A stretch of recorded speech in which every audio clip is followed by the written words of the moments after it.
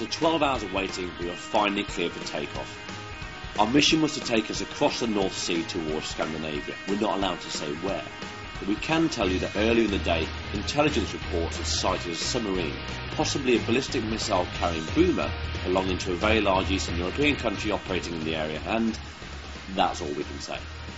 It's impossible not to admire the professionalism and commitment of the crew, as well as the nutritional value of their diet. But even after seeing firsthand what this aircraft is capable of, we were still thinking of the headlines of recent years, and had to ask about the tragedy of 2006, where a Nimrod from RAF Kinloss crashed in Afghanistan. Kinloss is a very tight-knit community. It had a huge effect on the entire community, civilian and military.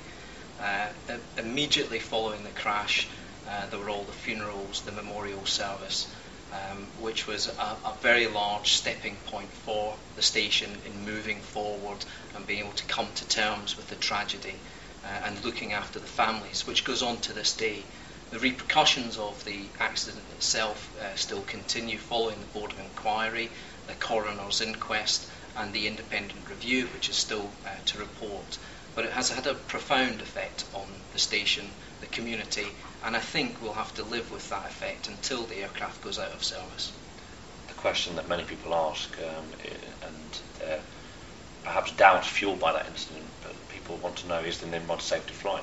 Well, everything that I have seen and everything that I've read brings me to only one conclusion, that absolutely the aircraft is safe. And so the Nimrod Mr2, the mighty hunter as it is known, continues to rule our skies and help ensure that we and all our allies around the world can sleep safely. That is, at least until this comes into service around 2010, the Nimrod MRA-4. It may look the same as the MR2, but the only thing the two have in common is a fuselage.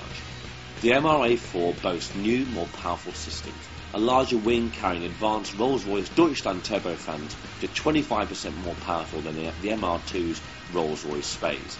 And the aircraft's maximum weight has increased from around 87 tons to 104 tons, which means more weapons like sidewinders on the wings, more sensors, more fuel, and yes, more donuts. And after a night roaming the skies and a return to a freezing cold Scotland, there was only one question left for FHM to ask. What's that red button on the yoke? This red button here? That one. This red button here was formerly used as our nuclear weapons button, which is no longer functional.